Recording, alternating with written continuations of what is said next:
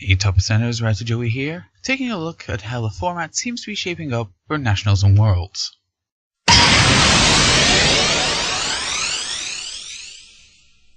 Now I'm going to be using my local battle road for this analysis, instead of looking at all battle roads in general. I'm doing this for two reasons.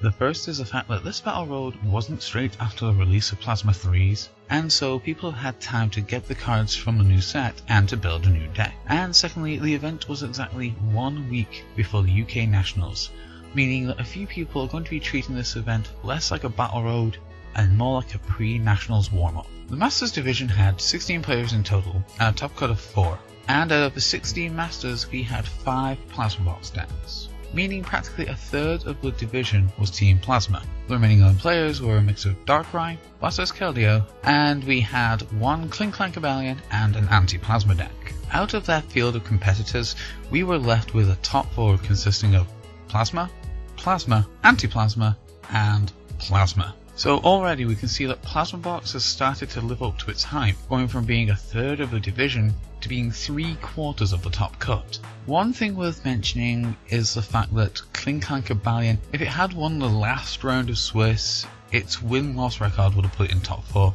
As the event had no bubble, it all came down to the win-loss ratio, and I thought it would be worth mentioning, seeing as Klinklang in itself being anti-X also makes it anti-Plasma, and in this current format it is a highly viable deck. Missing top cut doesn't mean that it wasn't holding its own, but Klinklang does lead me back to anti-Plasma. And the reason I want to focus on this right now is because of something that was said to me mid-tournament. Somebody asked me how the deck was anti-Plasma, and well, it's quite simple. The deck's creator, Ross Gilbert, who also has a podcast on SoundCloud, essentially took one of the game's simplest mechanics and applied it to the biggest deck in format. Namely, he found a way to easily cover the big weaknesses in Plasma Box by taking note of its two main attackers, Thundurus and Kyurem, who are respectively weak to fighting and steel, two types that have also been competitive at one point or another in the format. So we're familiar with Terrakion, that big fighting guy that has two attacks that both say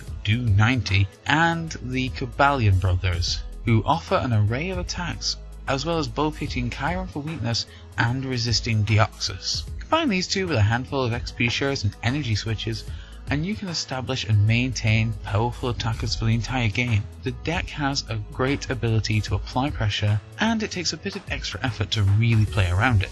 But back to the format discussion. As I mentioned, quite a few people in the room were treating this as a Nationals warm-up, so instead of bringing fun decks and just sitting back, a lot of meta was brought forward, and a lot of A-game was used. Needless to say, it wasn't as laid back as your usual battle road. It was still fun, just a little more serious. The top cut and those that were close to cut just went to give a good impression of what this format is shaping up to be, with Plasma Box being the big contender and basically the deck to beat. So I should really be asking the question, what are the decks to look out for in play, and why?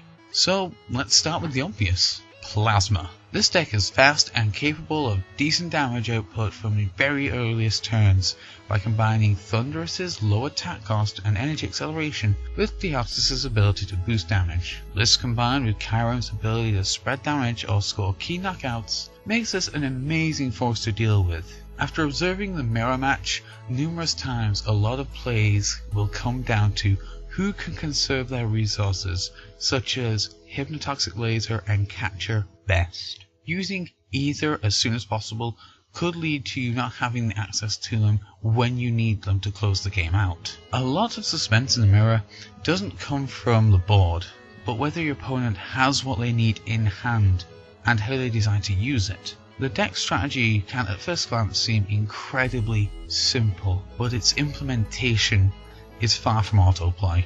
It isn't simply a case of play down 4 Deoxys and attack with Thundurus. You need to know how many options you have to leave open. Spend key cards too quickly or invest your accelerated energy to the wrong place at the wrong time, and you could very easily watch the game slip away from you. Next deck to cover is Blastoise Keldeo. The deck hasn't really changed since pre-Plasma Freeze, it's just gotten stronger, and I've noticed a slight shift in priority in main attackers. Recently, with the rise of Plasma Box, it's become a much more valid option to put Black Kyurem in the active position and have him swing against Plasma Box. All because Plasma Box can very easily generate one-hit KOs, and you don't want to invest 7 energies onto a Keldeo to one-shot the opponent's X to have them return the favour, when you can invest 3 energies instead and actually limit the options your opponent has for the counter KO. With Keldeo, your opponent can opt to use Deoxys as a means to claim a prize, as he'll be carrying a lot of energy,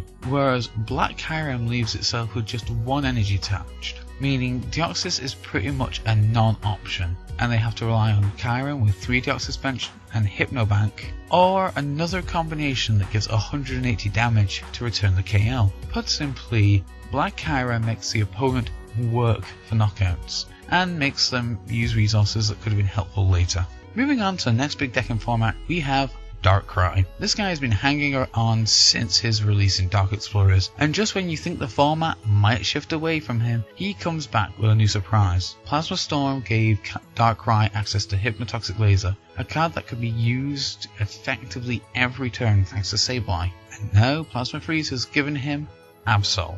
Absol has found its way into Darkrai lists due to its primary attack, Mind Jam, which for a Dark and a Colorless deals 20 damage plus 20 more for each Pokemon on your opponent's bench, meaning that if your opponent has a full bench, you're hitting for 120 damage for 2 energy. Added to the fact that Darkrai builds offer plenty of ways to attach 2 energy to Absol in one turn, and you find yourself generating a healthy amount of damage for a minimal investment. To put this into perspective, let's just look at how many options we have to make a 1-turn Mind Jack. We can manually attach and use Dark Patch. We can attach and use Colorless Machine. We can use Colorless Machine and Dark Patch. We can manually attach and use an Energy Switch. We can Dark Patch and Energy Switch. We can use Colorless Machine and Energy Switch. We could double Dark Patch, and we can double Energy Switch. Right there we have 8 combinations that can result in an Absol being played from hand and then going straight into Mind Jack. But 120 is an easy 2-shot on a lot of the format. Heck, the Plasma Kyurem has 130 hit points, so you're not even one-shotting that. But wait, we have the Dark Claw. That 120 is now 140, and there's Hypnotoxic and Burbank. That's 170 total. Wait, don't Thundurus X and Deoxys X both have 170 HP? So let's get this straight. We have a basic that has at least 8 ways to be set up in one turn, that takes advantage of Plasma Box's tendency to have a full bench, and can one-shot the 2 staple X's that the deck runs.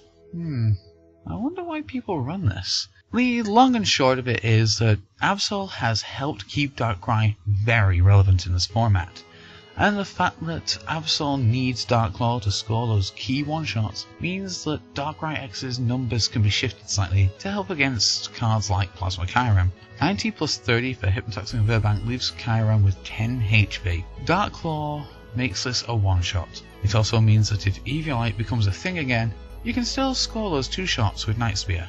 Well, with the big 3 covered, let's look at some low-tier decks that might be able to make a splash. The first I want to look at is Latilock. For those who haven't heard about Latilock, it's a deck whose key aim is to wall your opponent by using Latias and Sigilyph to stop attacks from Pokemon with abilities and X's respectively. And whereas the idea seems sound, the format has plenty of attackers that either don't have abilities or that aren't X's. For example, Blastoise Keldeo. If Latias is active, then they can simply switch to Black Kyurem X to take care of it. If Sigilyph is active, then put some energy on Blastoise, and Sigilyph is gone. The idea behind the deck is sound, but it all comes down to how well you can manage the field, and whether you can try to find some kind of energy acceleration for the deck. And on that note, people have been trying to use Victini X, and I hate to bear bad news, but Victini cannot accelerate energy to Sigilyph, due to safeguards stopping the effects of X's attacks. The next low tier deck I want to look at is Excelgor Gothitelle, another lock deck. This requires a lot more setup, but the payoff is much greater. This deck's focus is on setting up a Gothitelle and using Mew to copy Excelgor's deck and cover attack to paralyze your opponent's active and then promote Gothitelle to deny them access to switch. Now, the major reason this deck seems to work now when it didn't before is because of Floatstone.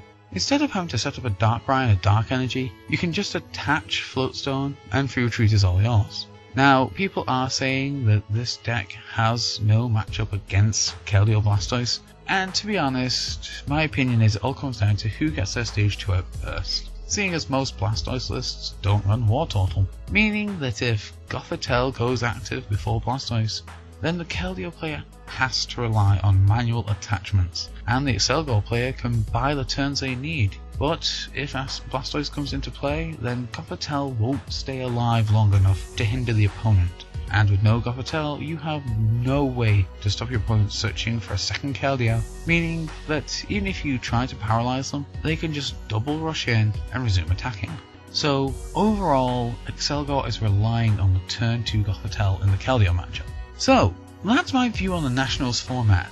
Be sure to check out Ross's podcast, the PTCG Radio, on SoundCloud. There's a link below. And if you like what you've seen, don't forget to rate, comment, and subscribe. Until next time, I'm Rata Joey. You guys are up there in the top %.